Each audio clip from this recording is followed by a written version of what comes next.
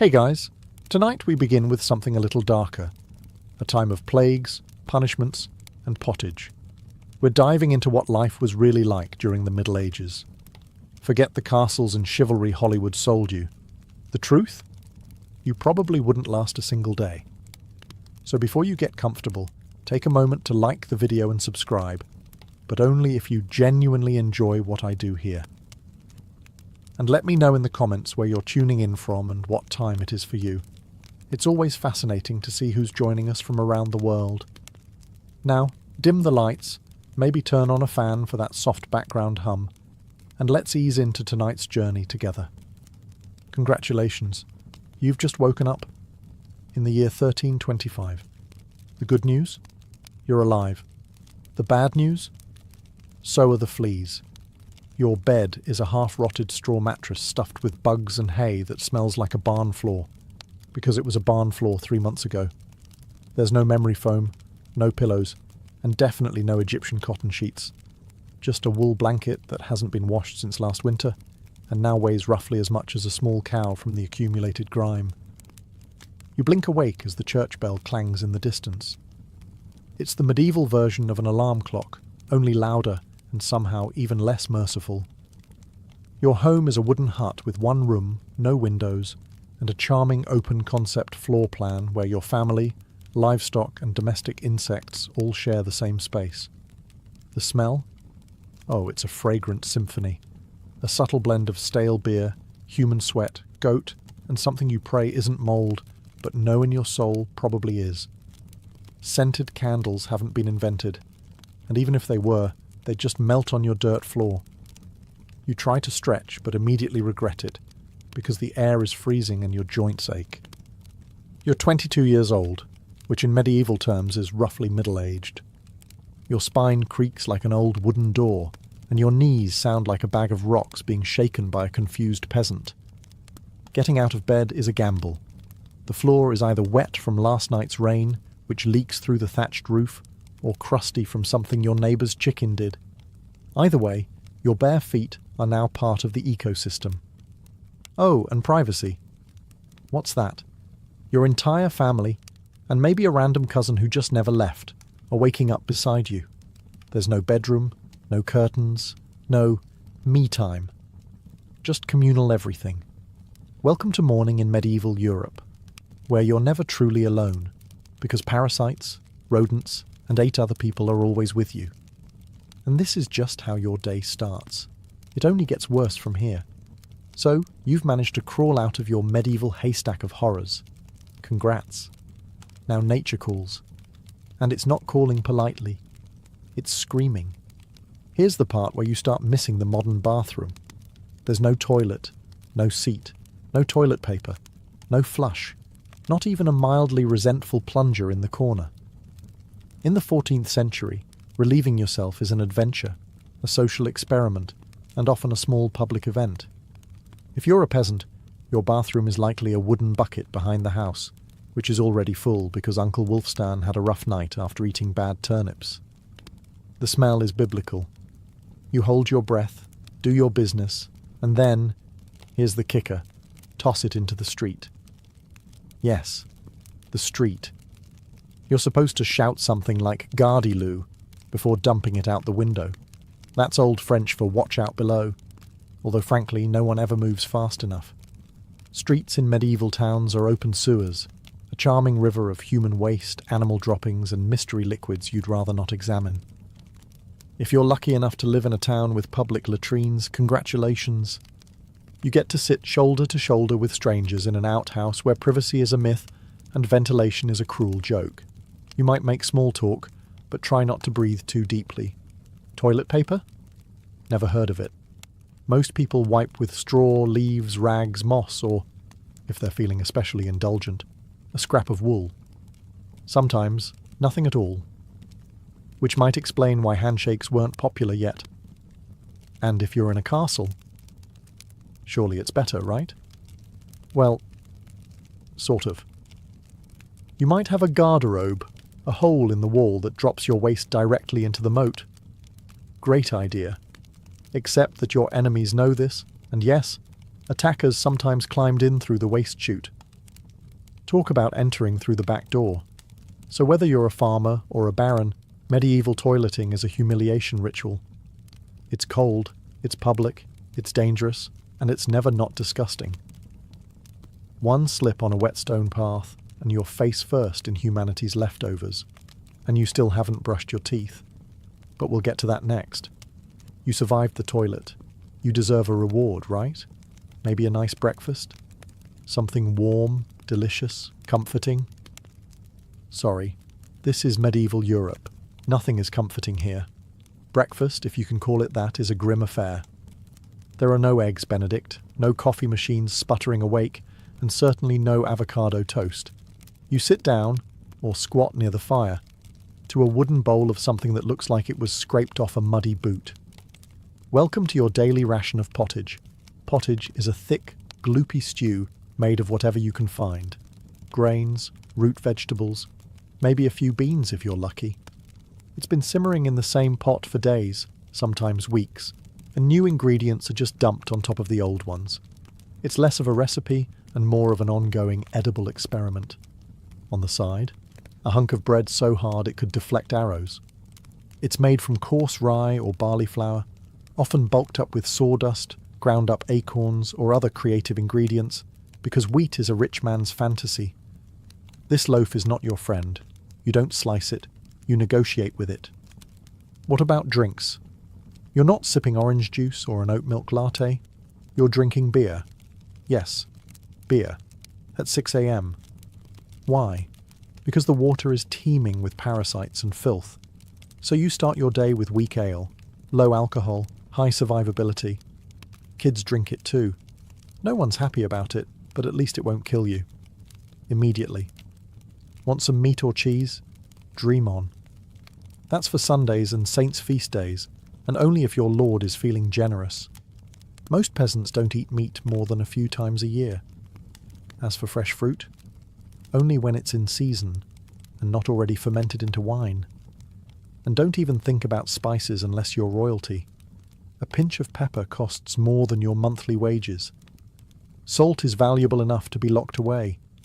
So you chew your gritty bread, gulp your medieval beer, and try not to think about the rat that may have nibbled your porridge in the night. Breakfast doesn't energize you. It just happens to you. And now that you're properly underfed, it's time to work like your life depends on it. Because it absolutely does. So, you've eaten your sad medieval breakfast, and now it's time to get dressed. Not that it'll help. Your wardrobe consists of exactly one outfit. One. It's a rough wool tunic or linen shift that you've worn every day for months, possibly years. There's no such thing as seasonal fashion. There's just wear this until it disintegrates or gives you a fungal infection. Underwear? Optional. If you're lucky, maybe a linen undertunic. If you're not, well, you're going commando under layers of scratchy, sweaty wool, all lovingly stitched together by someone who probably had no idea what a seam was supposed to look like. There's also no washing machine, no soap, and absolutely no dry cleaner in sight. So your clothes are stained, stiff, and scented, like a compost pile that's been left to marinate in a pigsty. Even if you wanted to wash them, it's not easy. You'd have to haul water from a river or, well, heat it over a fire, scrub your tunic on a board with ashes or lye, and hang it in the sun, which is out approximately 3 days a year. And don't get me started on shoes. If you own any, they're made of untreated leather, barely stitched together, and offer as much arch support as a banana peel. Most peasants just go barefoot, through mud, through dung, through medieval landmines, aka sharp rocks and disease puddles. All this means one thing. Your skin hates you. You itch constantly. Fleas, lice, and bedbugs live rent-free on your body. Everyone has them. Nobles, lousy, monks, itchy, children, walking insect farms.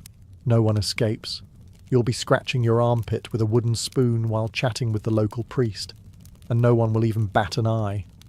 Your skin is raw from rubbing, your scalp a battlefield of bites, and if you develop a rash, well, too bad. There's no dermatologist, no hydrocortisone, no one to tell you it's probably scabies. You just keep on suffering. And if you're lucky enough to not get an infection, great. That rash will simply accompany you for the next 6 months like an unwanted medieval sidekick.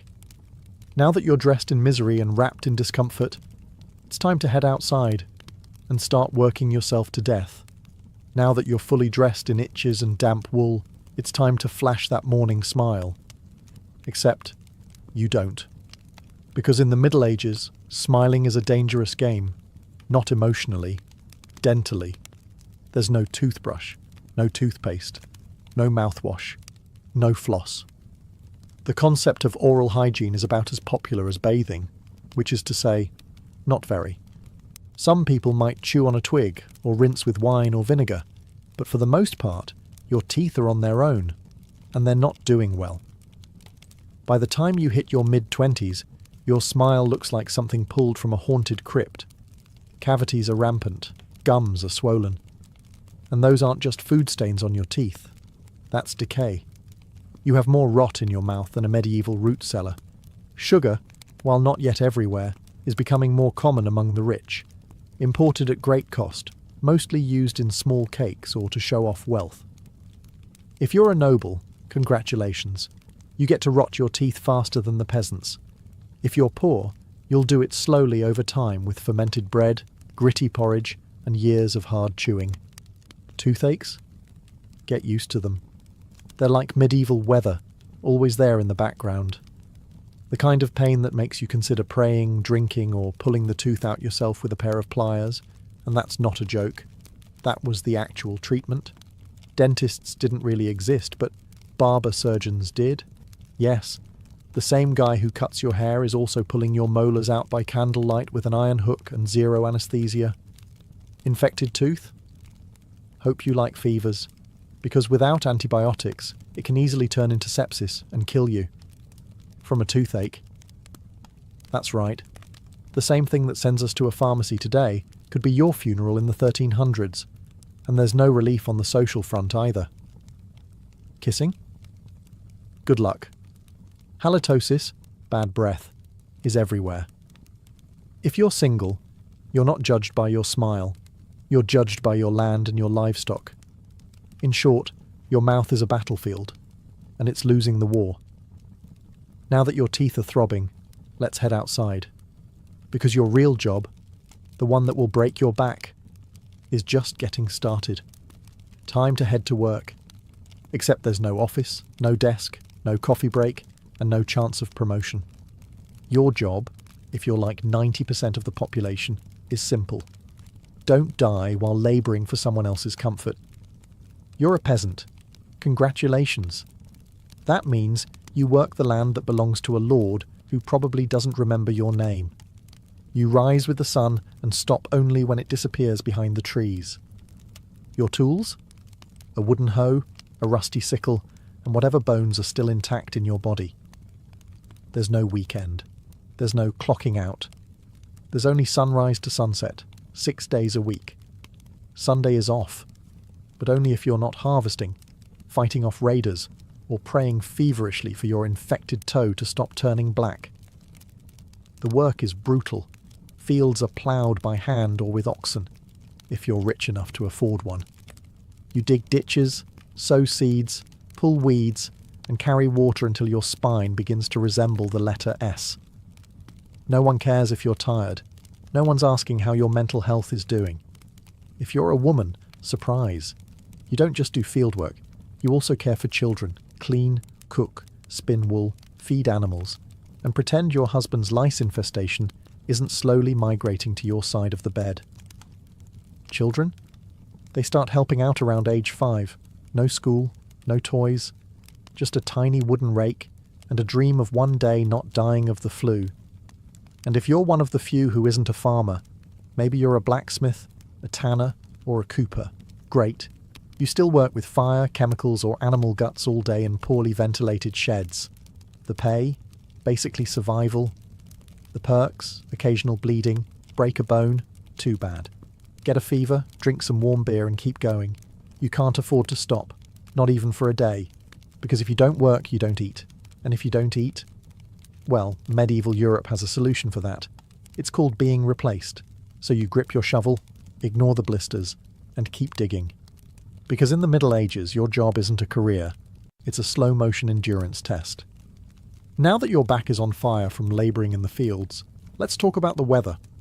Because in the Middle Ages, temperature is less about seasons and more about ongoing punishment from the sky. Let's start with winter. There's no insulation, no central heating, and no weatherproofing.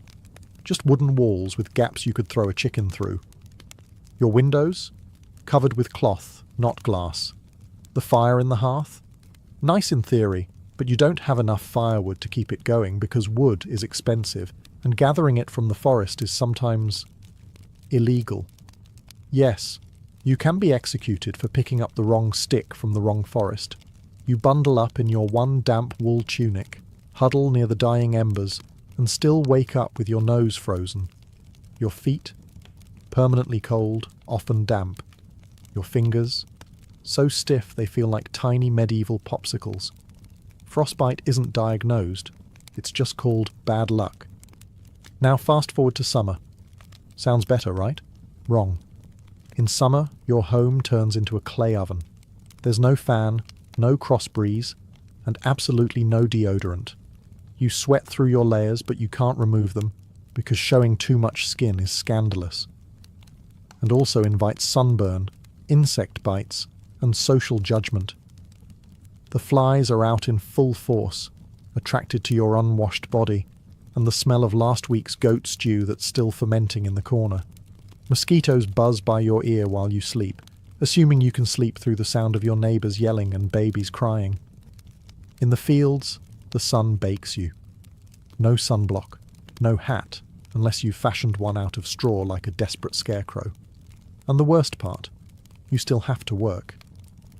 Heatstroke is just called taking a bad turn, so you're either shivering in your own hovel, wondering if your toes will make it to spring, or you're sweating through your only pair of socks while your thighs chafe into oblivion. And the one thing that never changes, no matter the season, your clothes still itch, your food is still terrible, and your next job, still waiting. Welcome to climate control, medieval style. There is none. Feeling thirsty? Need to freshen up? Want to splash a little water on your face to wake up from this damp fever dream of a life? Too bad. In medieval times, water isn't your friend. It's trying to murder you quietly. Let's start with drinking. The nearby stream looks fresh, bubbling and clear, like something out of a fantasy movie. But spoiler alert, it's not. Upstream, someone just dumped a chamber pot into it. And if not that, then a dead pig is probably decomposing in it. Parasites, bacteria, and the entire microbial army of medieval Europe are waiting in every sip. That's why people drank beer. Yes, beer, even children. But before you imagine medieval kids doing keg stands, understand that it was small beer, weak in alcohol, strong in survival. Brewing boiled the water, so it was safer than whatever flowed through the town ditch. Wine was another option. If you were rich enough to afford it, and unconcerned with functioning properly before noon. What about bathing? Surely water was used for cleaning. In theory, yes. In practice, absolutely not. See, back then, people believed bathing actually opened your pores and let the disease in. That's right. Washing yourself was considered medically risky. You were cleaner, apparently, if you never removed the protective layer of filth caked onto your skin. Communal bathhouses did exist, but they quickly gained reputations as places for gossip, scandal, and sometimes full-on medieval extracurriculars. So naturally, the church got involved and shut many down. Even if you did want to bathe, it was a full production. You'd need to fetch water from the well, boil it over a fire, fill a wooden tub that leaked, and then pray no one else in the house used it before you. Or worse, after. And rainwater? Collected in open barrels where birds poop, insects breed and moss thrives. Sounds refreshing, doesn't it? So whether it's going in your mouth, on your body, or onto your crops, water in the Middle Ages is less of a life source and more of a gamble. One wrong gulp, and you're spending your final days sweating in a straw bed, clutching your stomach, and contemplating all your life choices. Next time you sip tap water, raise a glass for our ancestors. They didn't have the luxury of hydration without hazard, so you drank the water, or maybe you didn't. Maybe you just stubbed your toe on a rock shaped like disappointment. Either way, you're sick. You need help. You need a doctor. Too bad you live in the Middle Ages where medicine is really just polite torture with a theology degree. Let's start with the diagnosis. Everything wrong with you, whether it's a cough, rash, broken bone, or the creeping plague, is caused by your humours being out of balance. The 4 humours were blood, phlegm, yellow bile, and black bile. According to medieval science, your health depends on keeping them balanced, like some sort of internal soup. Got a fever? Too much blood. The answer? Bloodletting. That's right.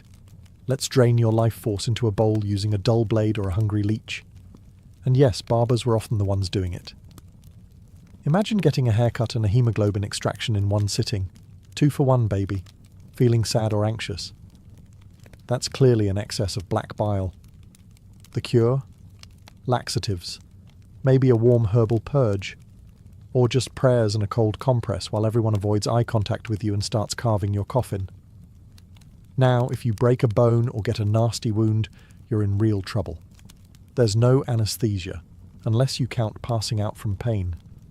Surgery is done with knives that haven't been cleaned since the Crusades. Tools are heated over fire not for sterilization, but because they just look scarier that way. Antibiotics? Centuries away. Germ theory? Not invented yet. They think disease comes from bad air or God being annoyed with your moral failings. Got a stomachache? Must have been your sinful thoughts.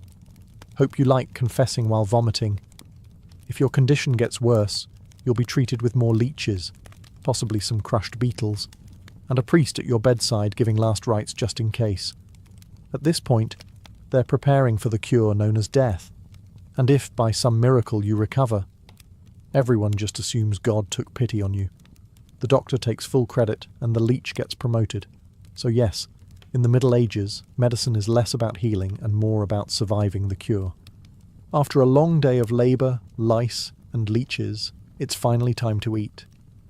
You shuffle back to your hovel, stomach growling, ready for the one joy left in life, a warm meal. Bad news. Your meal is probably trying to kill you. Let's begin with the basics. Food preservation doesn't really exist.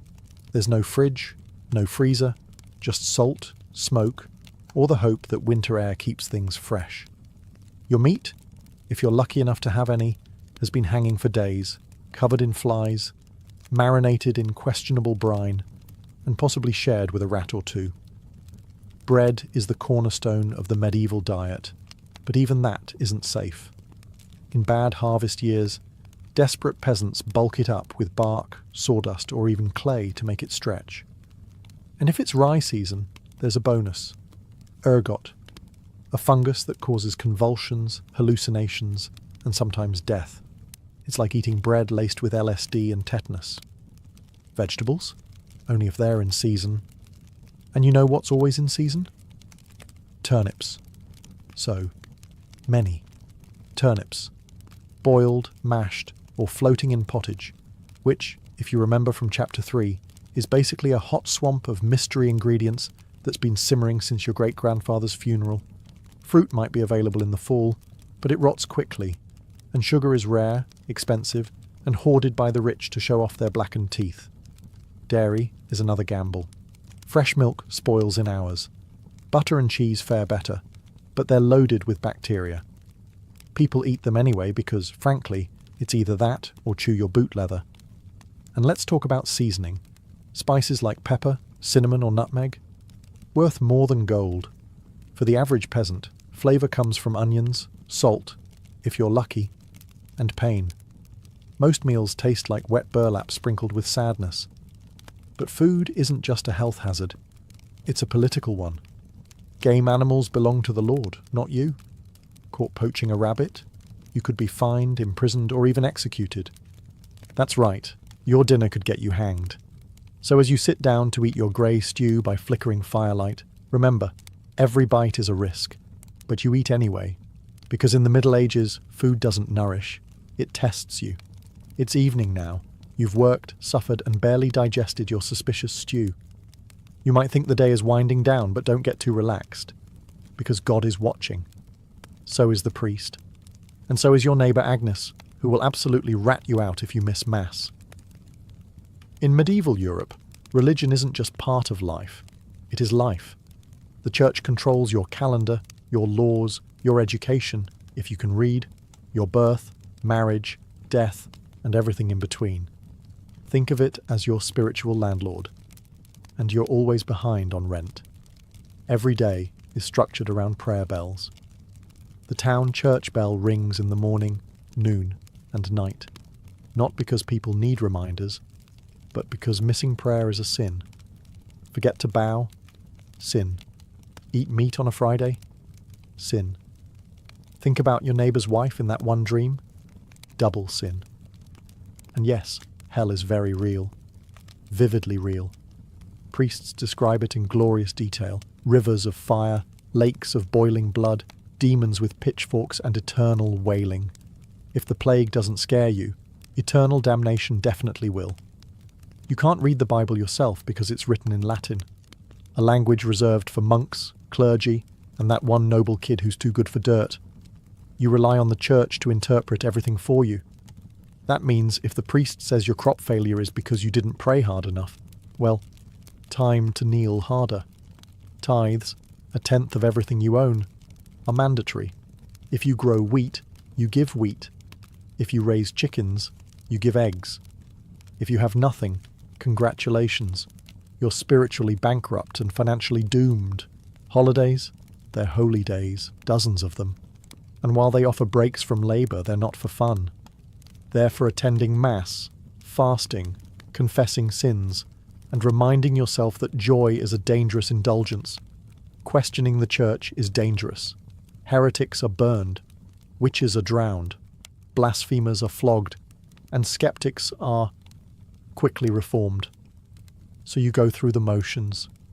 You chant, you bow, you pray that your soul, after enduring this dirt-covered life, might finally land in paradise, assuming the priest likes you.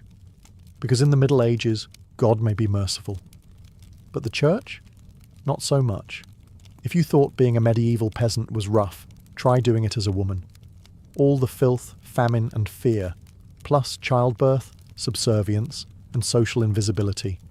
In the Middle Ages, being a woman is like being on hard mode, with no health potions and no restart button. From birth, a girl's life path is pretty much locked in. Marry young, bear children, serve your husband, die tired. Education? Not likely. Unless you're from a noble family and sent to a convent, your intellectual development stops around the time you learn how to churn butter and patch a tunic. Marriage happens early. Really early. It's not weird to be betrothed at 12 and pregnant by 14. It's not about love. It's about land, livestock, and alliances. Your opinion? Not required. Once married, you're basically your husband's property. Your job is to produce heirs, feed everyone, keep the house running, and not complain. Because complaining might get you branded a nag, or worse, a witch. That label comes with a complimentary drowning or burning, depending on local fashion. Childbirth is a death lottery. There's no prenatal care, no sterile tools, no anesthesia. Midwives do their best, but even minor complications can mean death for the mother, the child, or both. Some women survive 10 pregnancies.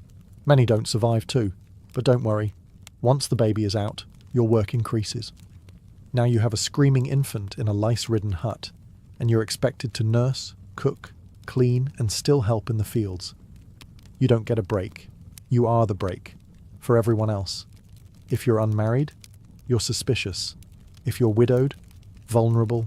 If you're outspoken, dangerous. Women who didn't conform were often accused of witchcraft, especially if they had herbal knowledge, a strong personality, or just looked at someone funny on a rainy Tuesday. Even in the church, your role is limited. Nuns lived under strict rules. No speaking without permission. No freedom of movement. and your spiritual worth? Always ranked below men. In short, if you're a woman in the Middle Ages, you're expected to endure, obey, reproduce and suffer in silence, ideally while smiling. Because even in a time of universal suffering, women were somehow expected to suffer gracefully.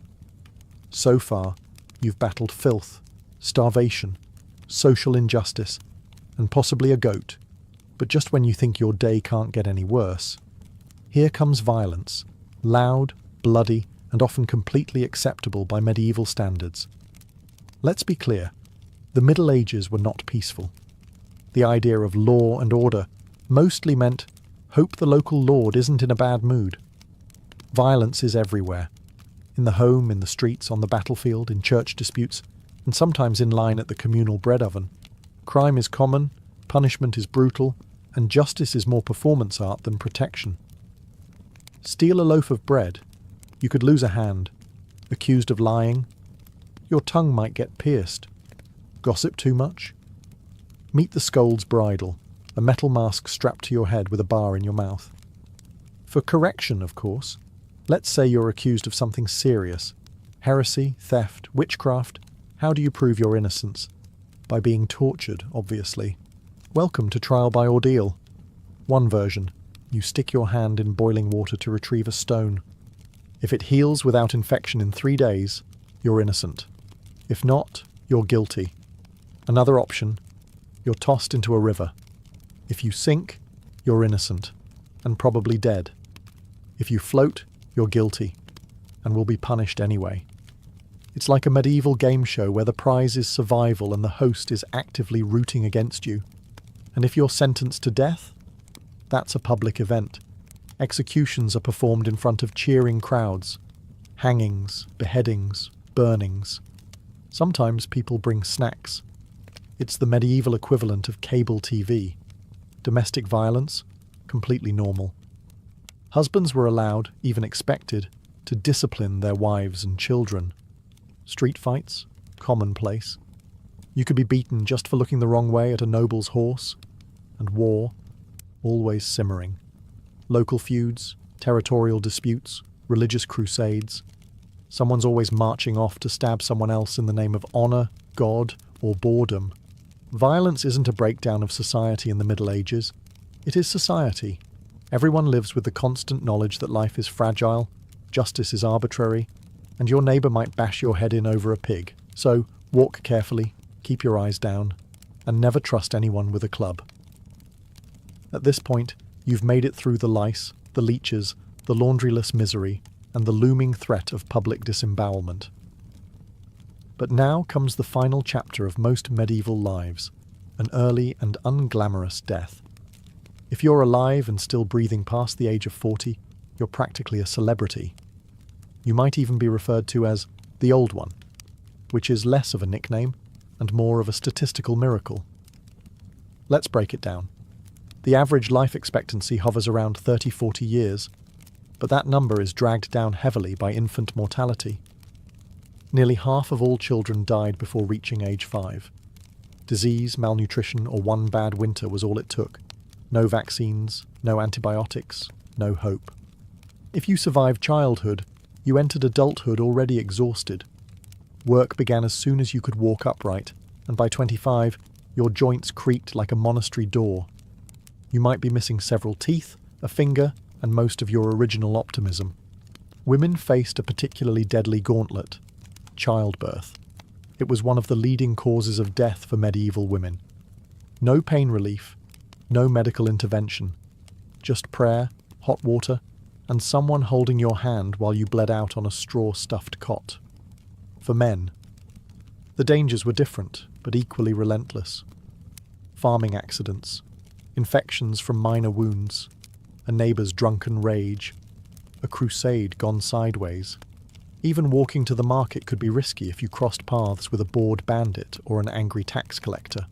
Death could also come quietly, from the plague, which turned cities into cemeteries overnight, or from famine, which could last entire seasons, thinning out entire villages, or from bad luck, like eating spoiled grain and spending your final hours hallucinating and screaming at the walls. And funerals? You were lucky if you got one. Bodies were often buried quickly to avoid disease.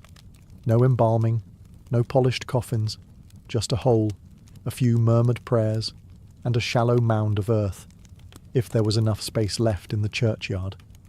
So yes, in medieval times, life was brutal, short, and constantly under siege by death in all its casual forms. You didn't retire, you just stopped showing up. And speaking of exits, let's move on to your final chapter. The medieval dream dies. So, how's your day been? You've woken up in filth, relieved yourself into a bucket, brushed your teeth with wishful thinking, nearly passed out from hunger, worked until your spine cried for mercy, scratched your way through itchy wool, prayed to not get plague, and barely dodged a public execution for owning a squirrel. Welcome to a single day in medieval Europe. Still dreaming of becoming a knight? Think again. That romanticised version of the Middle Ages, gallant swordsmen, noble ladies in towers, heroic battles and feasts in candle-lit great halls. It's a myth polished by fairy tales and fantasy books. In truth, the medieval world was gritty, cruel, and deeply unfair. Hierarchy was everything. If you were born poor, you stayed poor. If you were born rich, congratulations. You had a better chance of surviving, but you were still one bad soup away from dysentery and a hasty burial. Even the nobles weren't immune to misery. Castles were drafty stone refrigerators filled with fleas, smoke, and politically motivated marriages. Sure, you had a fur cloak and a goblet of wine, but also a 50% chance of dying in a skirmish or from an infected splinter. Not exactly luxury. The simpler times weren't simple. They were relentless. Everything took longer. Everything hurt more. Everything, from childbirth to chewing, came with consequences. Life was survival, not leisure. And if you did find a quiet moment to think, to dream, to imagine something better, there wasn't much you could do with it. No upward mobility, no modern medicine, no internet to Google, what's this weird rash? You lived, suffered, worked, and died within a 10-mile radius of where you were born. But here's the wildest part. Through all of this, people still laughed, sang songs, told stories, fell in love, and found meaning. Not because life was easy, but because humans are stubborn like that. Even in the darkest chapters, they made space for light. So tonight, when you slip into your clean bed with indoor plumbing, antibiotics, and central heating, maybe say a quiet thank you to the modern world, and to your ancestors who fought rats, famine, and feudalism, so you wouldn't have to. Long before she was Catherine the Great, Empress of all Russia, mistress of reform, and icon of ambition, she was simply Sophie. Born Sophie Friederike Augusta von Anhalt-Zerbst in 1729, she was the daughter of a relatively obscure German princely family. Her tiny duchy in Pomerania offered little in terms of power, but Sophie herself. She had something no title could provide: razor-sharp intelligence, relentless charm, and a quiet, burning hunger for greatness. Her upbringing was strict. Her mother, Johanna, was cold and calculating, not a warm, nurturing figure, but a social climber obsessed with status. Sophie's father, a Prussian officer, was more distant than disciplinary. From a young age, Sophie learned to walk the fine line between obedience and cunning. She read voraciously, spoke multiple languages, and learned how to observe a room before speaking in it, skills that would soon become survival tools in one of Europe's most brutal courts. When the Russian Empress Elizabeth Petrovna began searching for a wife for her heir, Grand Duke Peter, she looked beyond Russia's borders. Peter himself was of German descent, and Empress Elizabeth believed a foreign bride, pliable and grateful, would be easier to control. Sophie fit the bill perfectly. Noble blood, Lutheran faith, which she'd be forced to abandon, and a reputation for both grace and humility. At just 14 years old, Sophie was summoned to Russia. She arrived in the freezing capital of St. Petersburg in 1744, wearing thin German fabrics and a diplomatic smile. Her mother pushed her forward like a chess piece. Sophie, however, had her own game in mind. To become acceptable in Russian society, she converted to Orthodoxy, taking the name Ekaterina Alexeyevna, Catherine. The ceremony was public, symbolic, and life-altering. She wasn't just changing religions. She was burning the bridge behind her, stepping into a foreign empire with no way back. No one watching that quiet teenage girl in a fur-trimmed coat could have predicted what would come next. Betrayal, revolution, enlightenment, and empire. But from the moment Sophie stepped foot in the Russian court, she stopped being a pawn and began planning how to become a queen. Catherine's marriage to Grand Duke Peter was meant to secure her place in Russian royalty, but from the very beginning, it felt more like a cage than a crown. Peter, heir to the Russian throne, was not the dashing prince of fairy tales. Awkward, immature, and obsessed with toy soldiers, he was far more interested in playing war games in his chambers than governing an empire, or showing affection to his new wife. Some accounts even suggest he refused to consummate the marriage for years. He idolized Frederick the Great of Prussia and resented the Russian court that had adopted him.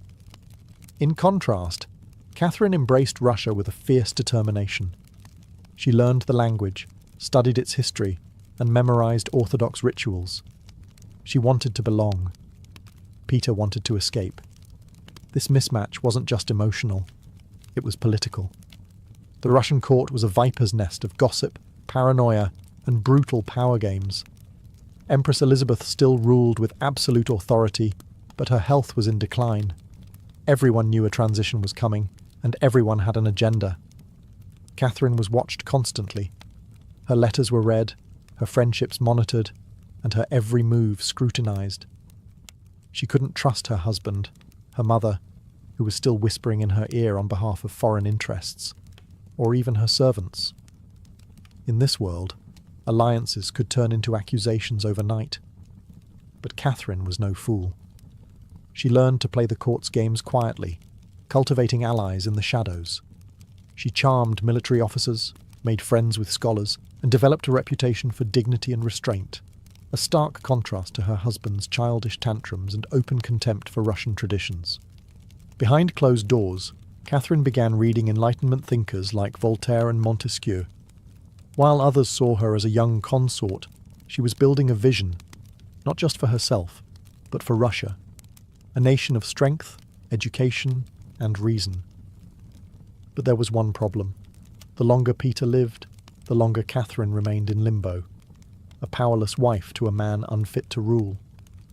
So she waited, observed, and planned. She knew the Russian throne wouldn't be inherited.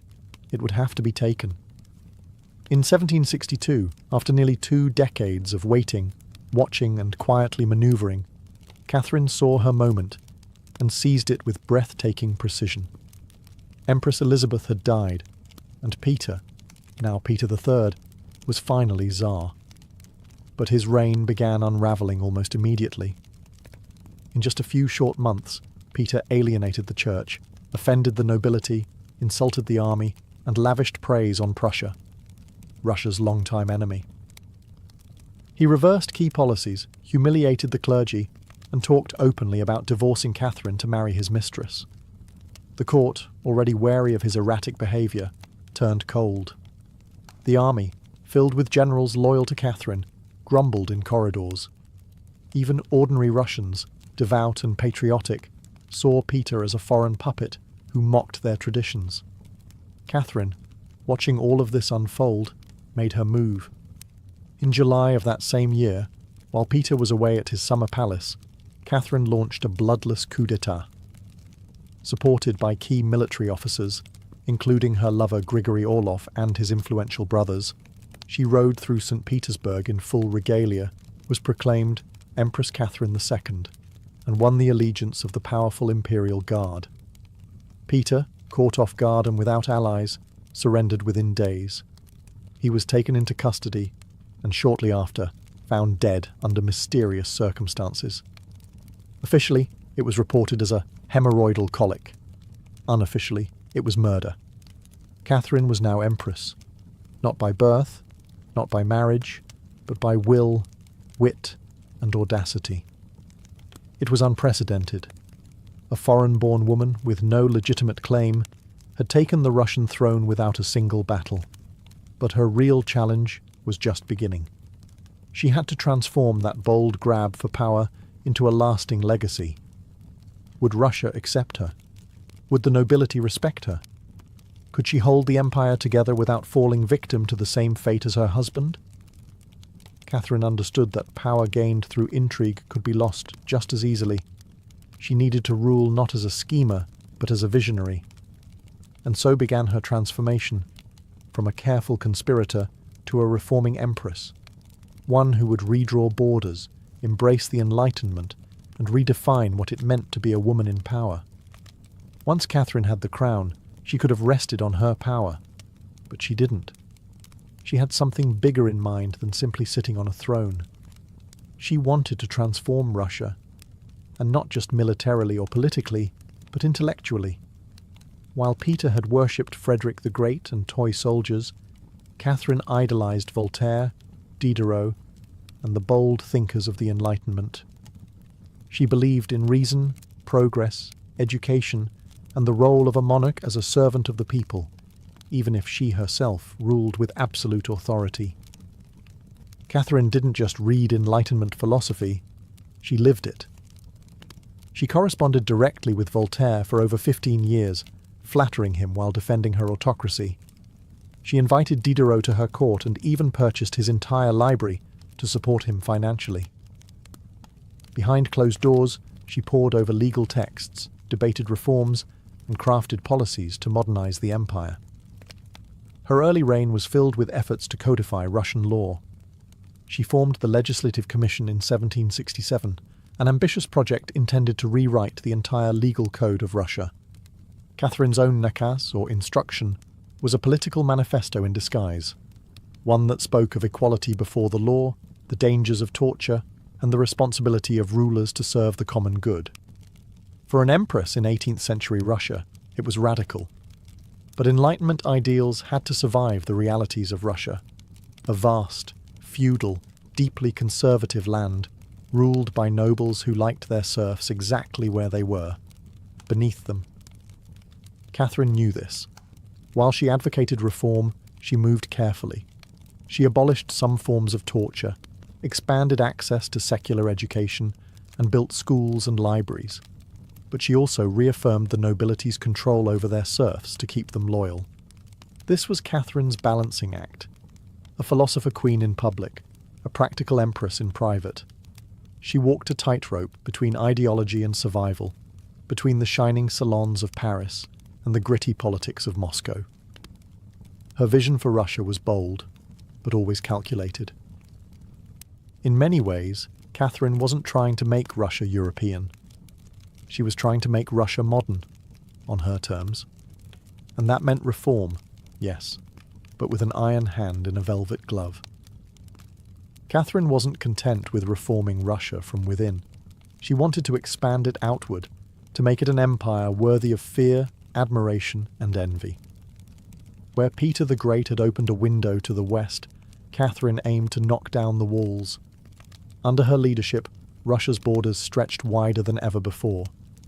She waged wars not just to defend her crown, but to reshape the map of Europe. One of her most significant campaigns was against the Ottoman Empire. These wars, fought in waves throughout the 1760s and 1770s, weren't just about territory. They were about influence. Catherine saw herself as the liberator of Orthodox Christians living under Muslim rule and as the rightful protector of Eastern Europe. Under generals like Alexander Suvorov and Grigory Potemkin, Russia captured key regions including Crimea, the northern coast of the Black Sea, and access to warm water ports, something Russian Tsars had coveted for generations. These victories weren't just military, they were symbolic. With each conquest, Catherine sent a message. Russia was no longer the distant, backward cousin of Europe. It was a continental force. She also turned her gaze westward. In a series of deals and diplomatic maneuvers, Catherine participated in the partitions of Poland, carving up the struggling Polish-Lithuanian Commonwealth along with Austria and Prussia. By the end of the Third Partition in 1795, Poland was erased from the map, and Russia claimed vast new lands and millions of new subjects. But Catherine didn't just conquer with armies. She also colonized with ideas. New cities were built. Trade routes were expanded. German settlers were invited to cultivate Russian farmland. The empire became a mosaic, from the icy Baltic to the sun-drenched shores of the Black Sea. And through it all, Catherine remained the central force, reading reports, issuing orders, and personally overseeing the shape of her expanding empire. Critics would accuse her of being power-hungry, even imperialistic. But to Catherine, expansion wasn't ambition, it was destiny. A great ruler, she believed, was measured not just by ideas but by borders. She didn't just want to rule Russia. She wanted to remake it as a civilized empire, feared by its enemies, respected by its peers, and loyal to her alone. For all her brilliance and power, Catherine the Great was just as famous for what went on behind palace doors. And no, not all of it was whispered in libraries. Catherine's private life became one of the most talked about aspects of her reign. She had lovers, not just one or two, but a carefully curated parade of them, many decades younger, often handsome, and sometimes politically influential. She didn't hide them. In fact, she often rewarded them with titles, estates, and pensions, if they behaved well. If not, they were quietly dismissed, sometimes with a polite thank you and a promotion. Among the most important of these lovers was Grigory Potemkin, a man as brilliant as he was bold. Their relationship blurred the lines between romance, politics, and partnership. Some historians believe they may have even married in secret. Together, they shaped military campaigns, colonization projects, and the transformation of southern Russia. Potemkin wasn't just a lover, he was her co-ruler in many ways. Still, Europe couldn't look past the scandal. Gossip swirled. Satirical pamphlets painted her as lustful, insatiable, even unhinged. And after her death, the rumours only got worse, the most infamous being the completely false and grotesque tale involving a horse, spread by her enemies to smear her legacy. But why the obsession? Simple. Catherine was a woman who wielded power unapologetically, and in a world where female rulers were expected to be either saintly virgins or tragic figures, she refused to play the role. She lived, loved, and ruled on her own terms, and that made her dangerous. Ironically, while her critics painted her as immoral, Catherine herself was deeply philosophical about love and sexuality. She believed pleasure was a natural part of life, and that personal relationships didn't have to threaten public responsibility. She separated emotion from governance, a feat few male rulers managed. In reality, her liaisons were often strategic. She surrounded herself with men who were loyal, capable, and politically useful. And when they ceased to be, she let them go, usually with a smile and a generous retirement. Catherine's love life didn't weaken her rule. It was part of her strategy, a blend of passion and power that made her unforgettable, envied and feared. For all her charisma and control, Catherine's reign was not without peril. And in 1773, that peril came in the form of a bearded Cossack named Yemelyan Pugachev. He was no ordinary rebel. Pugachev claimed to be none other than Peter III, Catherine's dead husband. According to him, he had survived the coup and now returned to reclaim the throne from the German usurper. It was absurd. Peter was long gone. But to Russia's oppressed and exhausted lower classes, the claim didn't need to be true. It just needed to offer hope. Pugachev promised liberation, an end to serfdom, lower taxes, and land for the common people. His words lit a fire across the Volga River region, especially among Cossacks, peasants, and old believers. In a time when the gap between nobles and serfs had widened brutally, his promises sounded like salvation. The Pugachev rebellion became the largest peasant uprising in Russian history.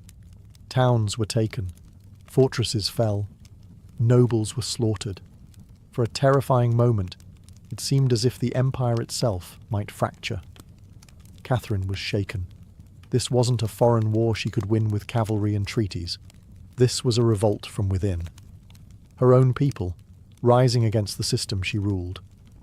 But Catherine didn't panic. She acted. She dispatched professional military forces to crush the rebellion, ruthlessly. Pugachev's forces were defeated in 1774. He was captured, displayed in an iron cage, and eventually beheaded in Moscow, a public warning to all who dared follow. Afterward, Catherine doubled down on order and control. Her dreams of liberating the serfs quietly faded into silence. The rebellion had shown her the limits of enlightenment in a country still shackled by feudalism. She now leaned harder on the nobility, who offered loyalty in exchange for absolute control over their serfs. This was a turning point. The empress who once quoted Voltaire now prioritized stability over philosophy. Reform became cautious, surveillance increased. Rebellion, even whispered, was to be stomped out before it had breath. Pugachev may have lost his head, but he left behind a warning that haunted Catherine, that power built on inequality could only hold so long before the storm came crashing through.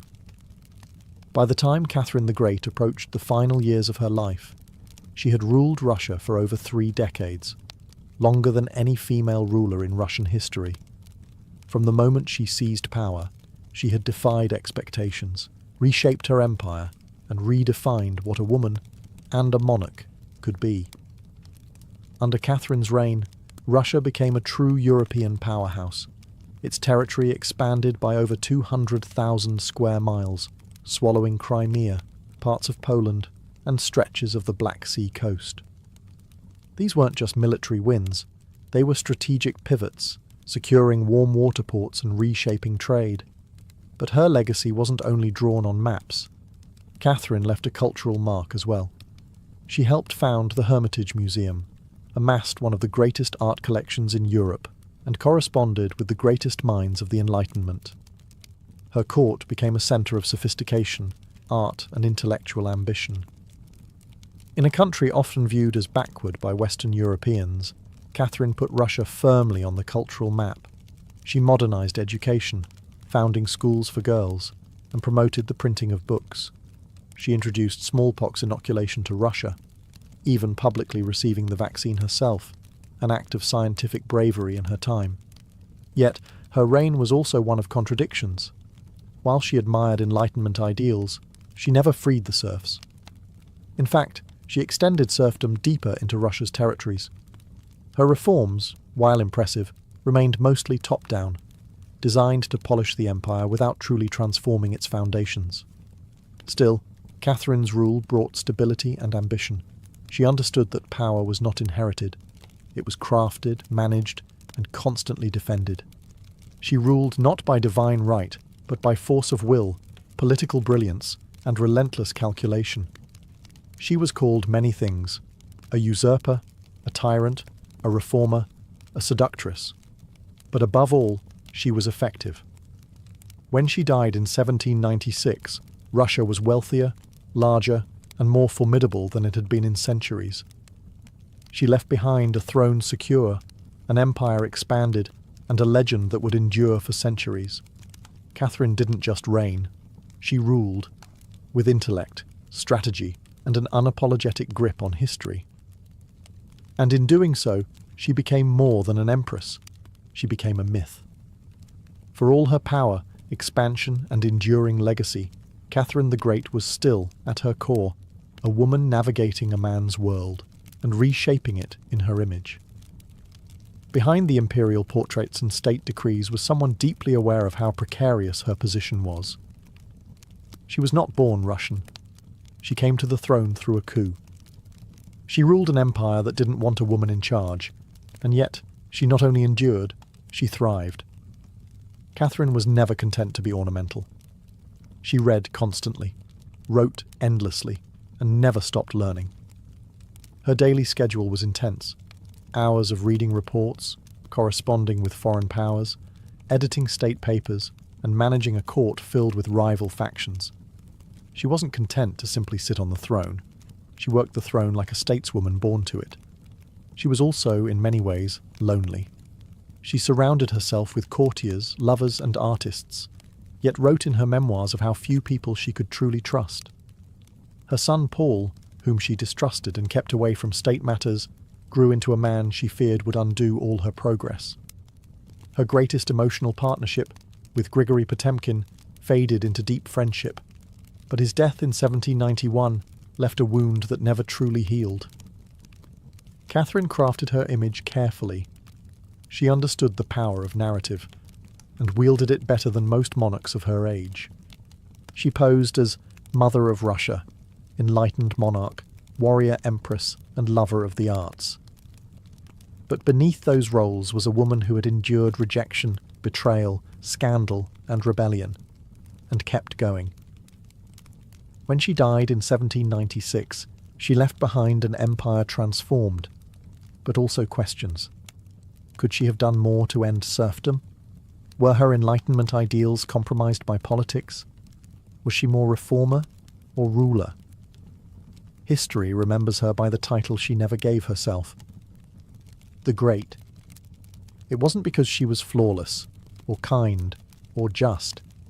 It was because she took power and wielded it on her own terms, in a time and place where women weren't supposed to have any. She didn't just wear the crown, she rewrote what it meant to deserve one. In the humid depths of the Chiapas jungle in southern Mexico, the ruins of Palenque whisper stories from the ancient Maya world.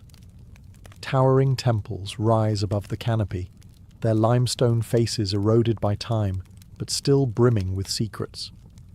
And in 1994, one of those secrets revealed itself. A team of Mexican archaeologists, led by Fanny Lopez Jimenez, was surveying Temple Three, a relatively modest pyramid, next to the more famous Temple of the Inscriptions, the burial site of the mighty king Pakal the Great. Temple III wasn't expected to hold much, until they noticed something odd, a sealed, hidden chamber beneath the structure. No looters had touched it. It was pristine. When the archaeologists broke through and lowered themselves inside, they found a stone sarcophagus resting in silence. The air was heavy with the weight of centuries. As they opened the lid, red dust rose like smoke. Brilliant, shocking red. The interior was covered in powdered cinnabar, a toxic mercury sulfide used ceremonially by the Maya. And lying within that crimson cloud was the skeleton of a woman. She had been buried with care and reverence. Her bones were fragile but intact, her skull still wearing a jade mask, and her body surrounded by funerary offerings. Necklaces, diadems, ear spools, all crafted from jade and shell. Everything about the burial screamed royalty. Yet no name was inscribed, no glyphs identified her. It was one of the richest female burials ever found in Mesoamerica. And yet, it was a total enigma. Why was she buried in red powder? Who was she? Was she a queen, a priestess, or perhaps even Pakal's wife? The researchers called her the Red Queen, and the name stuck.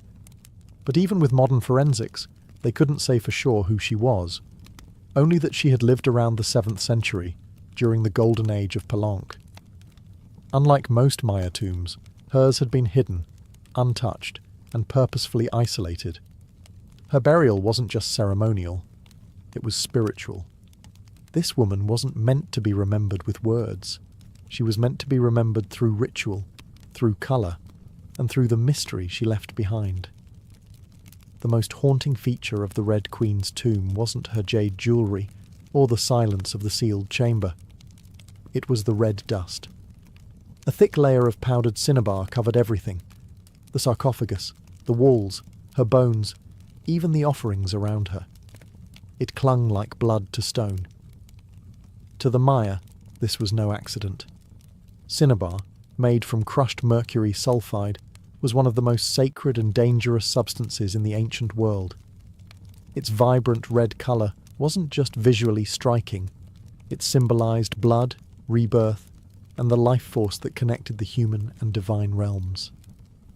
Red was sacred. It was the color of sunrise, of sacrifice, of life emerging from death. And it wasn't just symbolic, it was spiritual. Covering the dead in cinnabar was a ritual meant to transform the body, preserving it not for eternity, but for transition. In Maya belief, death wasn't the end. It was a passage, a crossing into another cosmic layer. And so the Red Queen, whoever she was being prepared not just for burial, but for deification. But there's another layer to this. Cinnabar is toxic. Repeated exposure can lead to mercury poisoning, tremors, hallucinations, even death. The Maya likely didn't understand the chemistry, but they felt its potency. It was volatile, powerful, dangerous. To bathe a corpse in it was to declare this person was no ordinary mortal. In Palenque, very few were buried with cinnabar. Pakal the Great, the mighty king whose pyramid dominates the site, was one. His body, like hers, was also saturated in the red powder. That detail alone drew speculation. Was the Red Queen his wife? His mother? Or someone of equal divine status? Her skull had been placed on a layer of jaguar skin, another sacred symbol. Around her, bone needles, obsidian blades, and miniature jade figurines hinted at rituals performed either during her life or in her honor at death. Every part of her burial told a story without words, a story of power cloaked in secrecy, a woman prepared to cross into the underworld, not in silence, but in ceremony, drenched in the color of sacrifice. Surrounding the Red Queen's crimson-drenched remains was a world of silence, broken only by the gleam of jade, shell, and obsidian. These were not mere ornaments. They were offerings, each one carefully chosen to accompany her on the journey to the Maya afterlife, the Xibalba. At her sides were jade necklaces, heavy and cold, their polished surfaces still radiant after 300 years underground. Jade was not just beautiful, it was sacred. The Maya considered it a symbol of eternal life. It represented the green of maize, the vitality of the jungle, and the breath of the gods. Only the elite were buried with jade. For the Red Queen, it covered her chest, wrists, and ears, a clear sign that in life she wielded influence, perhaps even divine favour. One of the most haunting objects was the jade funerary mask, placed delicately over her face. Unlike the golden death masks of Egypt, this one was subtle, constructed from dozens of tiny mosaic tiles, arranged to mimic the contours of her skull. The mask served a ritual function, to protect the soul, to preserve identity, and to present her as divine in the eyes of the gods. Scattered near her bones were bone needles, obsidian blades, and shell artifacts. These could have been tools of ritual or symbols of her status, as priestess, healer, or royal matriarch. One bone pin was engraved, faint but purposeful, a small echo of her voice lost to time. At her feet and along the edges of the tomb were ceramic vessels, still sealed, likely once filled with offerings, food, drink, or incense to sustain her spirit beyond death. The Maya believed the afterlife was a journey, dangerous, layered, filled with challenges. These items weren't luxuries, they were necessities. To modernize, the tomb feels intimate, not overloaded, but intentional. There was no gold, no chariots, no pomp, just items chosen with spiritual weight. It was a map for the soul. Through these treasures, we glimpse how the Maya understood death, not as finality, but as a transition of power. The Red Queen wasn't buried to be forgotten. She was being prepared to ascend. For all the grandeur of her tomb, the Red Queen left behind one haunting void. No name. No inscriptions adorned her sarcophagus. No glyphs on the walls identified her. She was clearly someone powerful. But who? From the moment her tomb was opened, scholars began trying to connect the dots. The most compelling theory? That the Red Queen was Zakbu Ajau, the wife of Kinich Janab Pakal, known today as Pakal the Great, the most famous ruler of Palenque. Zakbu Ajau was more than just Pakal's consort. She was born into nobility and married into Palank's royal dynasty at a young age. She bore at least 3 sons, all of whom held high status, and she played a key ceremonial role during her husband's reign. If anyone could be buried with such honor, it was her. Supporting this theory was the tomb's location, just a few feet away from Pakal's own grand burial in Temple of the Inscriptions. The proximity suggests a deliberate pairing, husband and wife, rulers even in death. And then there's the cinnabar. Only 2 burials in Palank were found with such intense cinnabar coverage, Pakal and the Red Queen. It's unlikely this was coincidence. But here's where the mystery deepens. DNA tests were conducted on both sets of remains in hopes of confirming the connection. But the results? Inconclusive. The woman's bones showed no direct maternal link to Pakal, but that didn't rule out a spousal relationship. After all, marriage does not require shared blood. Some have argued she could have been Sakkuk, Pakal's powerful mother, who ruled Palank before he came of age. Others suggest she may have been a high priestess, or a sister, or a royal ancestor whose name has simply been lost to history's erosion. Still, the evidence points most strongly to Tsakbu Ajau, a queen by title, a mother of kings, and a spiritual counterpart to Pakal. The lack of a name may not be an oversight. It may have been intentional. In Maya cosmology, the soul lived on not through monuments, but through ritual, symbol, and the whispers of the earth. And so the Red Queen remains suspended between legend and truth, a woman who ruled, remembered not in stone, but in scarlet and silence. To understand the Red Queen, we must understand the world she came from, a world where Maya women, especially royal ones, held more influence than many realize. In Maya civilization, politics was often a family affair. Royal women weren't merely passive consorts. They were diplomats, priestesses, and power brokers. They conducted rituals, sponsored temples, and played crucial roles in maintaining dynastic legitimacy. Their bloodlines were political capital, used to forge alliances and secure claims to the throne. Take Sakkuk, for example, the mother of Pakal the Great. When the throne of Palank was left vacant, she took power herself and ruled as queen regent until her son came of age. She wasn't a placeholder. She was a ruler in her own right, issuing decrees and overseeing construction projects. Without her, Pakal may never have risen at all. And she wasn't an anomaly.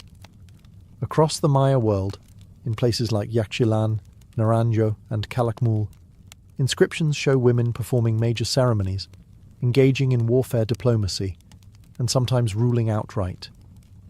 They were often portrayed in stelae and murals, dressed in elaborate headdresses and regalia, standing beside kings as equals, or sometimes above them. Their words were carved in glyphs. Their names were remembered, until they weren't. By the time Spanish conquistadors arrived centuries later, much of that memory had eroded.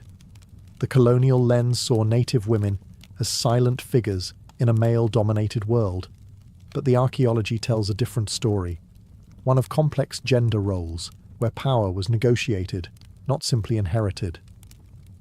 This context casts the Red Queen in a new light.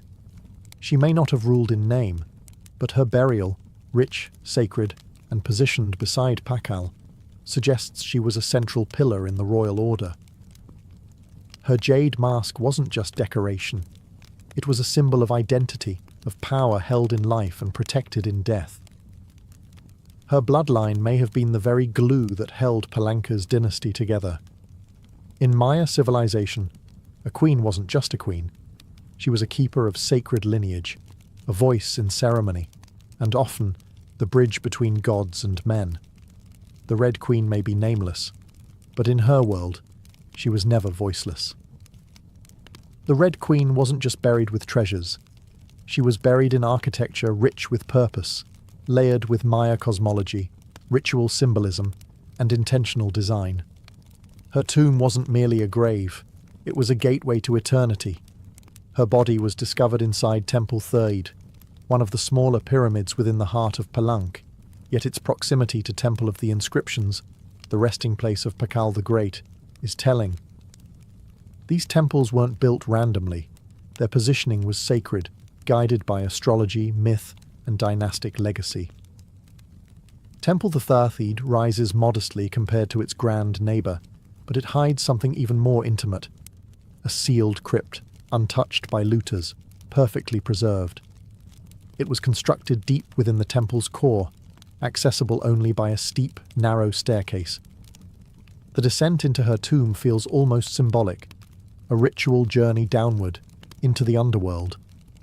The chamber itself is stark, made of cut stone, sealed tightly for over 300 years.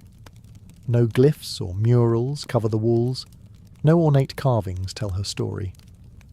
But perhaps that silence is intentional. This was a space not for the living to interpret, but for the dead to transform. At the centre, her sarcophagus sits like an altar. Crafted from limestone, it echoes the grand stone coffin of Pakal next door. While Pakal's lid is famously engraved with scenes of cosmic rebirth, the Red Queen's tomb is more subdued. The focus is inward, on the body, on the cinnabar, on the ritual of death itself, and yet there are subtle architectural cues that hint at meaning.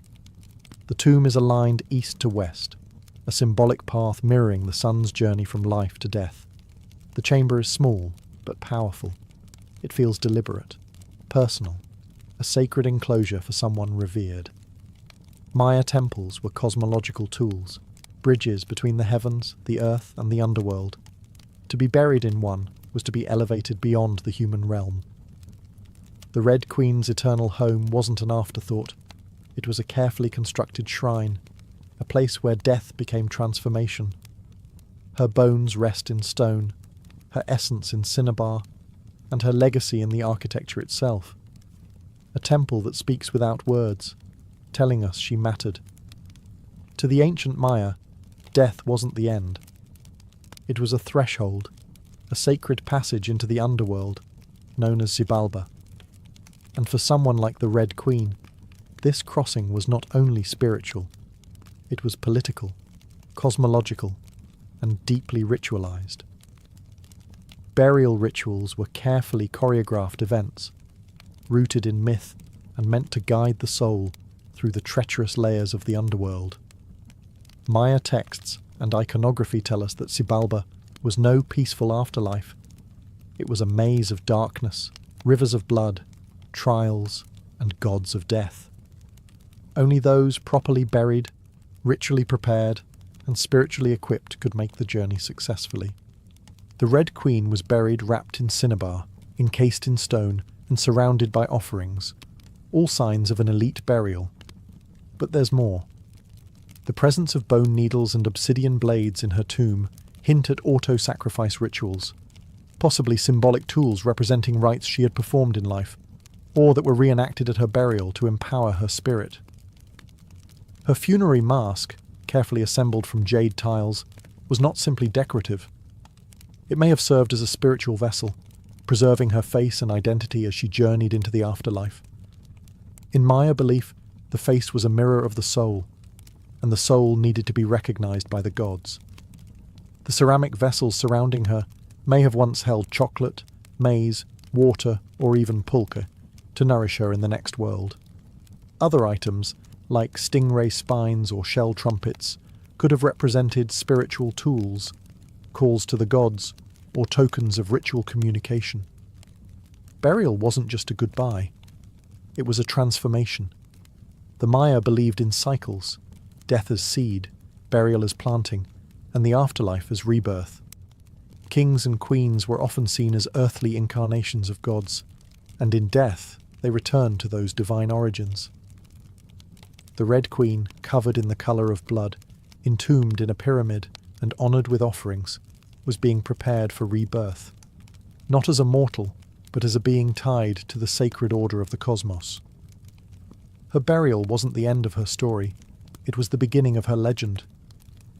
Just a few steps away from the Red Queen's final resting place, lies one of the most iconic tombs in Mesoamerica, that of Kinich Janab Pakal, known simply as Pakal the Great. His burial inside the Grand Temple of the Inscriptions is celebrated for its artistry, scale, and deeply spiritual symbolism. But what makes the Red Queen's tomb so extraordinary is not only what was inside, it's where it was found. Her sarcophagus was hidden within Temple 3, directly adjacent to Pakal's monument. In a city like Palenque, where every temple was carefully positioned to reflect cosmic principles, this closeness was no coincidence. It was intentional, a statement etched in stone. Many scholars believe the Red Queen was Tzakbu Ajao, Pakal's queen and trusted consort. While her tomb lacks inscriptions, the similarities between their burials are striking. Both wrapped in cinnabar, both entombed in pyramids, both buried with jade, and both treated with extreme reverence. These rituals mirror each other, as if two halves of a sacred narrative. Pakal's lid famously depicts him falling into the underworld tree, a cosmic scene of death and rebirth. The Red Queen's simpler tomb contains no such iconography, but the symbolism lies in the pairing itself. If Pakal represented the sun, journeying through the underworld at night to rise again, then the Red Queen may have represented the moon, the feminine force that follows its own mysterious path in the sky. Together, they embodied a cosmic duality, masculine and feminine, king and queen, sun and moon, order and ritual. In Maya mythology, rulership was not singular, it was relational. Harmony in the cosmos required balance, and that balance extended into the dynastic court. By placing the Red Queen beside Pakal, the Maya were preserving not just a marriage, but a cosmic partnership. Their proximity in death may have mirrored their roles in life, a queen not behind, but beside her king, sharing not just a throne, but a legacy. In their tombs, they speak without words. Two souls, wrapped in cinnabar and stone, joined across eternity, one of history's most sacred silences. Though her name was lost to time, the Red Queen of Palenque endures, not as a forgotten relic, but as one of the most enigmatic and powerful women of the ancient world. Her tomb, sealed for over 1,300 years, now whispers across centuries, inviting questions that echo louder with every discovery. She represents a mystery that still resists full understanding. We may never know exactly who she was. No glyph carved her name. No stela told her story. And yet, the care in her burial, the richness of her offerings, the symbolism of her crimson-drenched bones, all speak of a woman profoundly important. Not merely as a wife or consort, but as someone who held real influence, spiritual weight, and royal blood. Today, the Red Queen forces us to re-evaluate assumptions. She's a reminder that in the ancient Maya world, women were not silent. They led rituals, governed cities, and shaped dynasties. While kings like Pakal have long taken the spotlight, the Red Queen's re-emergence reminds us that power did not belong to men alone. It flowed through mothers, queens, priestesses, and visionaries. Her legacy is more than the treasures she left behind. It's the conversation she started, among archaeologists, historians, artists, and storytellers. Every jade bead, every layer of cinnabar, every architectural choice in Temple Thathid tells us something deliberate. This woman mattered, and perhaps that's the most extraordinary part of her story. Not what we know, but what we still don't. The Red Queen teaches us that history isn't just a collection of facts, it's a living puzzle, a shared human longing to connect with the past.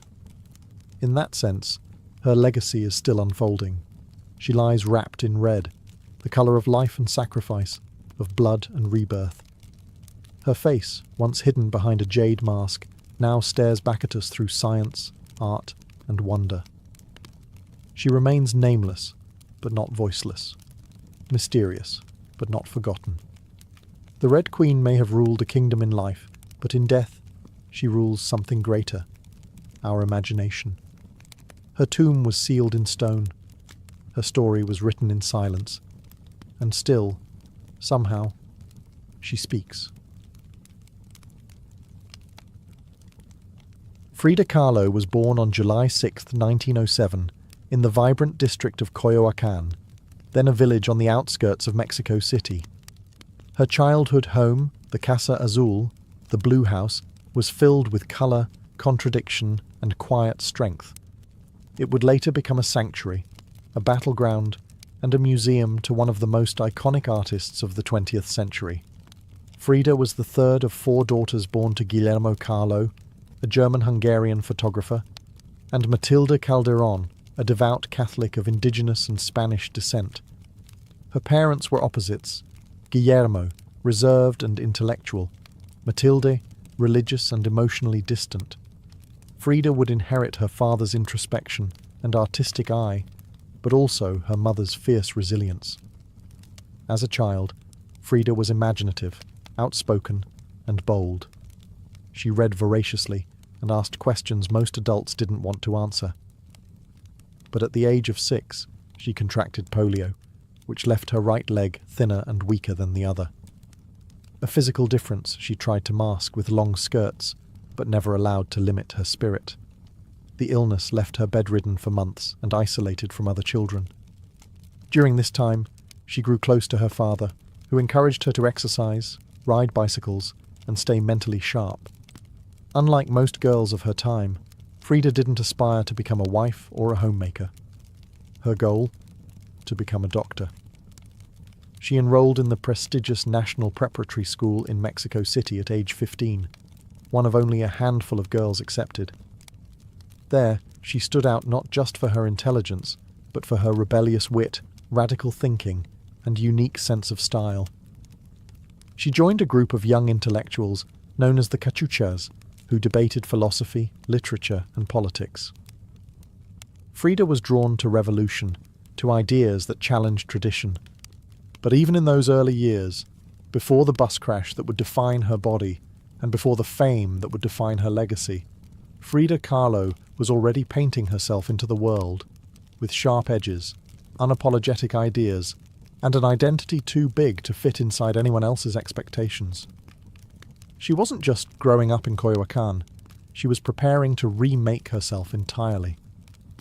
On September 17, 1925, Frida Kahlo's life was split in two: the girl she had been and the woman she was forced to become.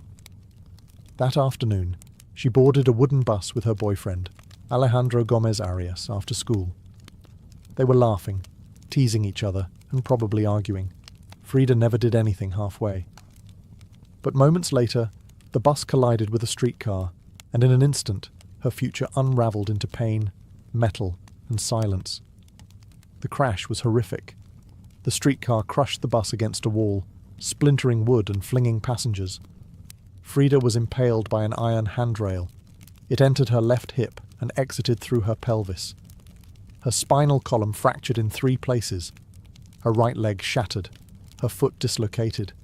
Her collarbone and ribs broke. Her shoulder was dislocated. Her abdomen was pierced. She was just 18 years old. A man covered her with a borrowed overcoat. Someone else noticed her body was sparkling, not from blood, but from the gold powder she had been carrying in a pouch. It had exploded on impact, dusting her broken form in what looked like glittering ash. Frida was taken to the Red Cross hospital and underwent numerous surgeries over the following months. She spent weeks in a body cast, flat on her back, immobile, writhing with infection and uncertainty. The future she'd imagined, of becoming a doctor, slipped further away with every passing day. But in that stillness, something began to stir.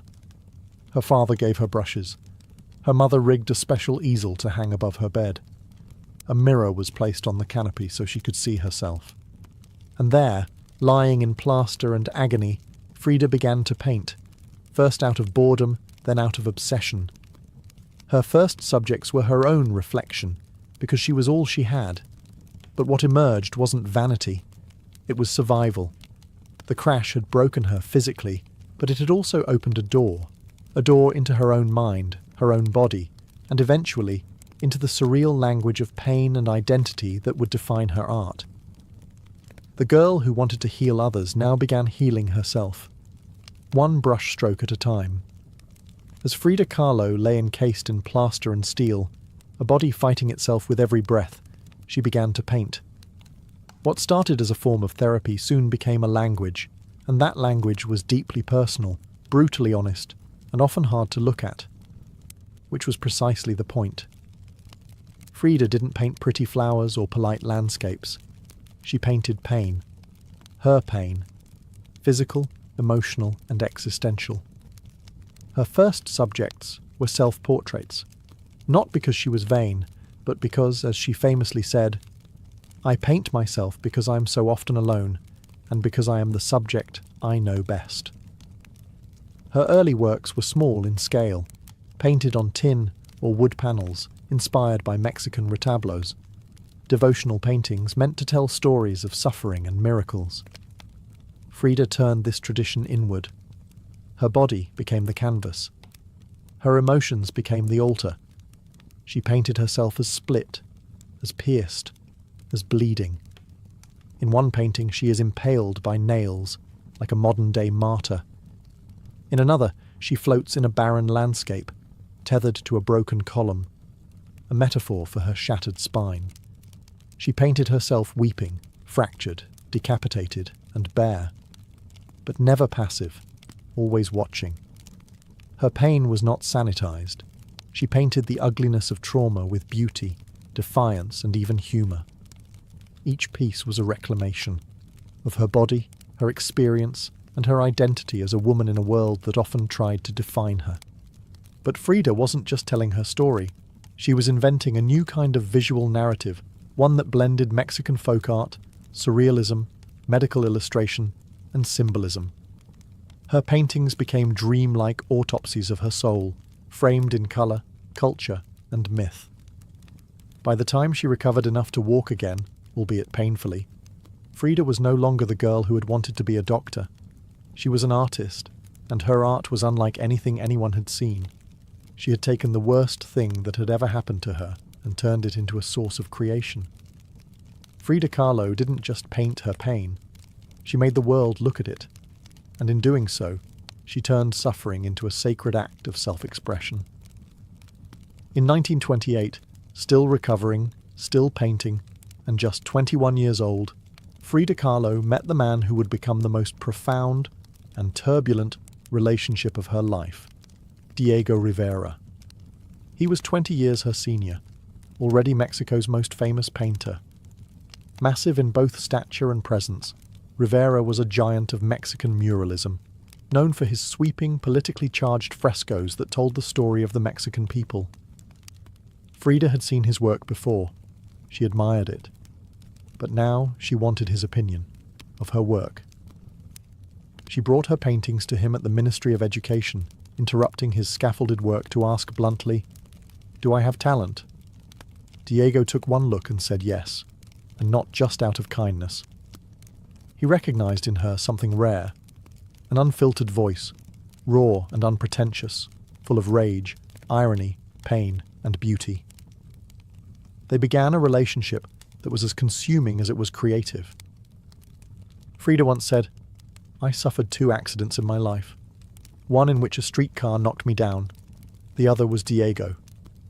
They married in 1929, an odd pairing to outsiders. Diego, massive, unfaithful, politically famous. Frida, sharp-tongued, fiercely independent, already walking with a cane. Her parents called it a marriage between an elephant and a dove. Their bond was passionate, but chaotic. Diego supported her art and encouraged her growth as a painter, but he was also endlessly unfaithful, even with Frida's own sister, Cristina. Frida was devastated, and in return, she took lovers of her own, both men and women, including rumoured affairs with Leon Trotsky and painter Georgia O'Keeffe. They divorced in 1939, then remarried a year later with different terms. This time, Frida would keep her autonomy, her home, her money, her name. Their second marriage was less about traditional love and more about creative partnership and mutual understanding. Despite the betrayals and the heartbreak, Diego remained a constant force in Frida's life. He challenged her, he wounded her, But he also believed in her, as an artist, as a revolutionary, and as a woman who could redefine what painting could be. Together, they were not peaceful, but they were legendary. In the 1930s, Frida Kahlo followed Diego Rivera on a journey north to San Francisco, Detroit, and New York as he completed high-profile mural commissions. These years abroad brought her face to face with American industrialism, wealth, and the contradictions of capitalism, and they left her with deep political discomfort. Frida was a proud Mexican nationalist, a committed communist, and an admirer of indigenous traditions. The opulence she witnessed in the United States, especially while the Great Depression ravaged much of the country, only deepened her sense of disillusionment. In letters home, she mocked the culture's materialism and obsession with appearances. She missed the grit, colour, and contradiction of Mexico. While Diego painted enormous murals on factory walls, Frida began to paint smaller, quieter revolutions, deeply personal works on tin and canvas. Her style solidified, sharp, surreal, emotional, and intimate. It was during this time that she produced some of her most iconic self-portraits. Frida didn't just paint herself for vanity. She painted herself to survive. Her identity became her landscape. With her body constantly in pain, from her accident, multiple surgeries, and a failed pregnancy in Detroit, she turned inward. Her portraits showed her bleeding, fragmented, exposed.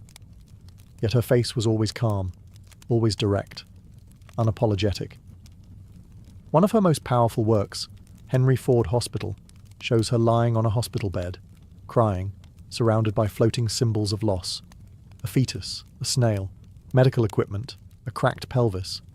It was raw, graphic, and deeply emotional, a canvas that bled with truth. Back in Mexico, Frida immersed herself in leftist politics.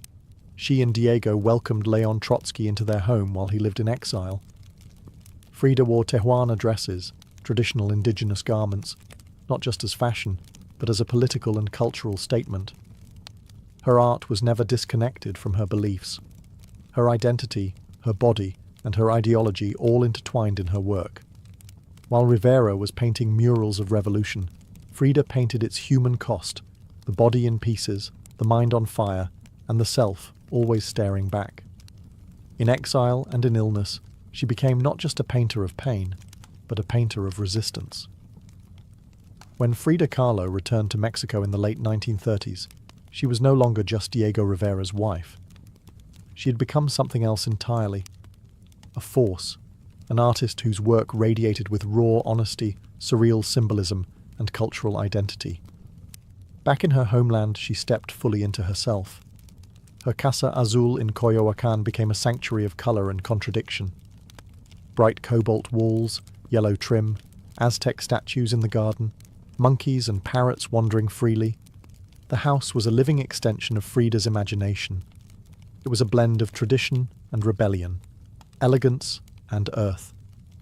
Here, she surrounded herself with pre-Columbian artifacts, ex-votos, folk art, and revolutionary books.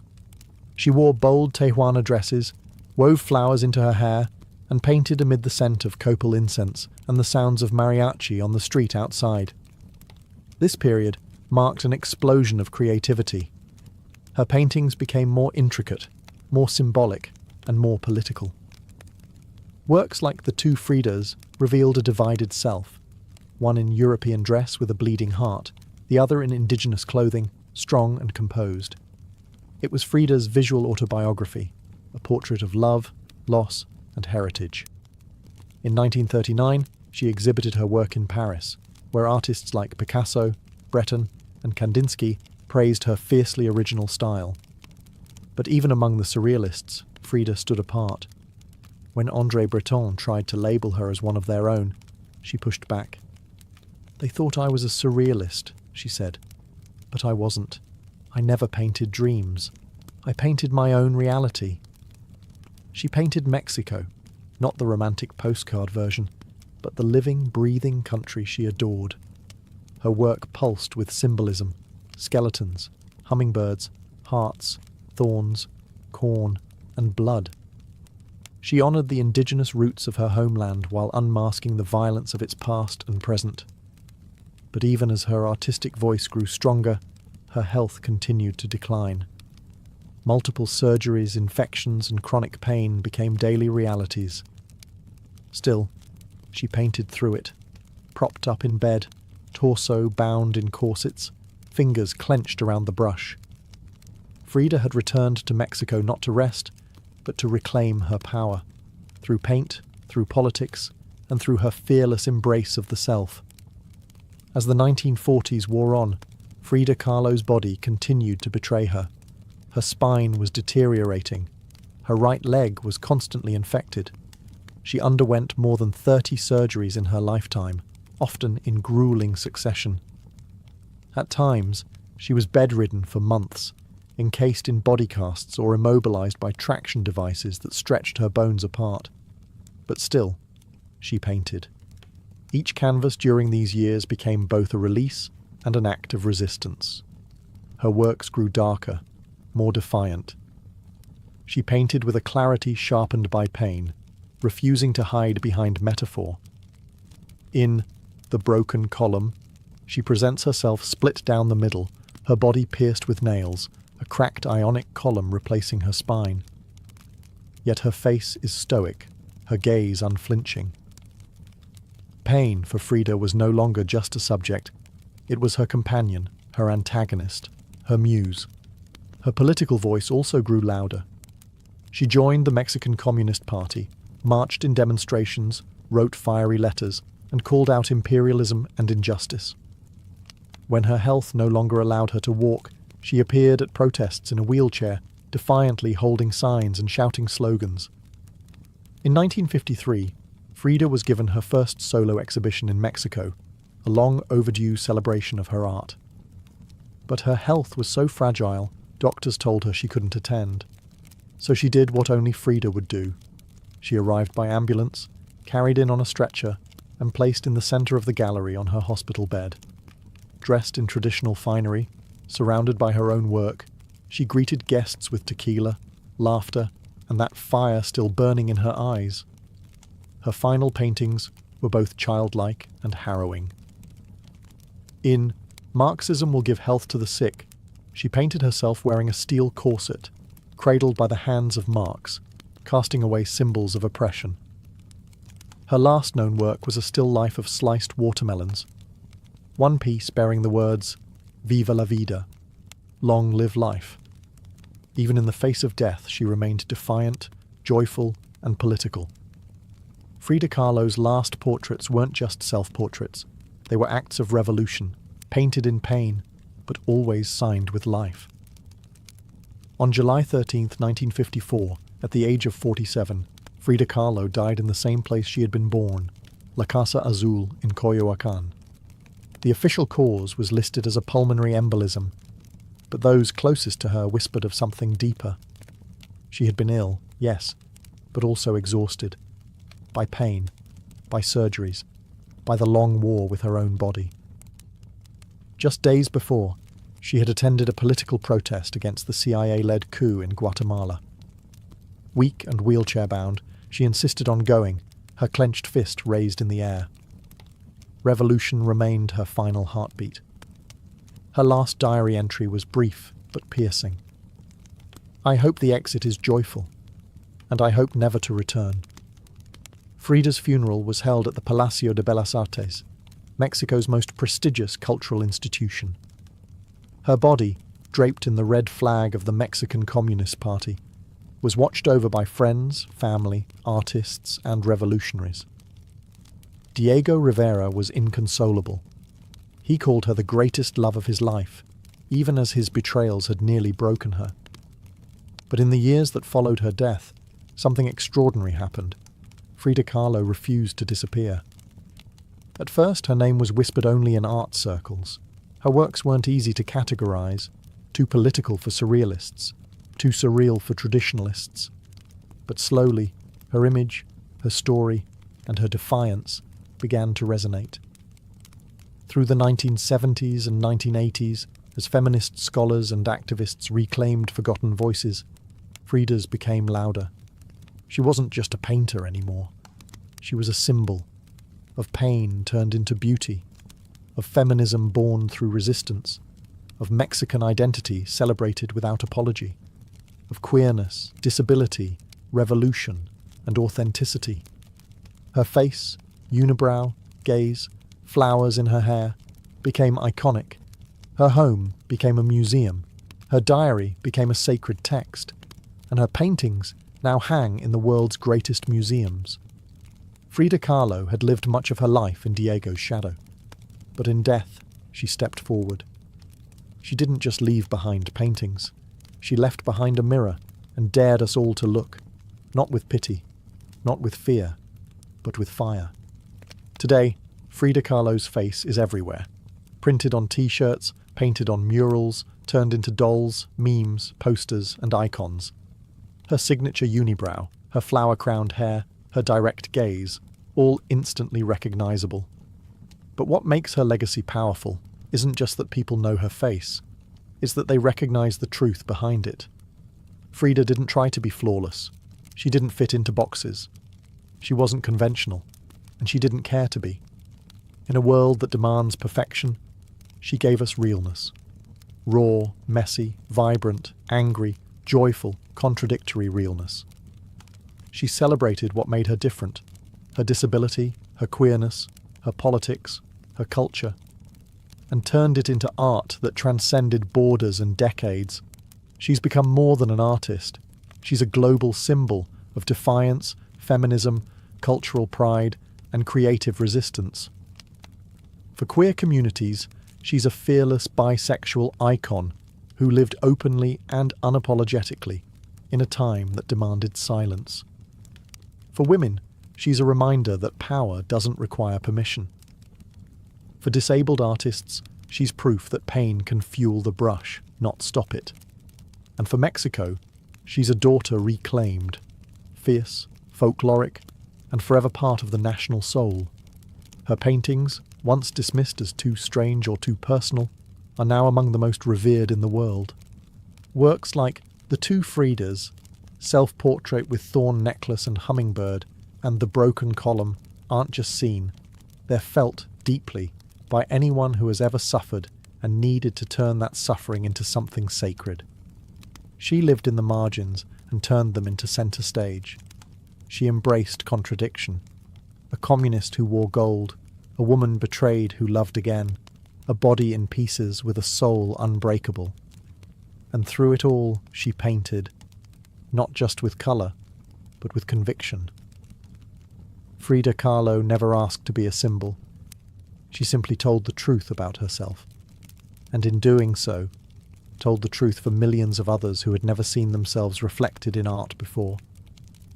Now, when we see her face, we see courage, we see colour, we see resistance, we see Frida, not gone, but immortal.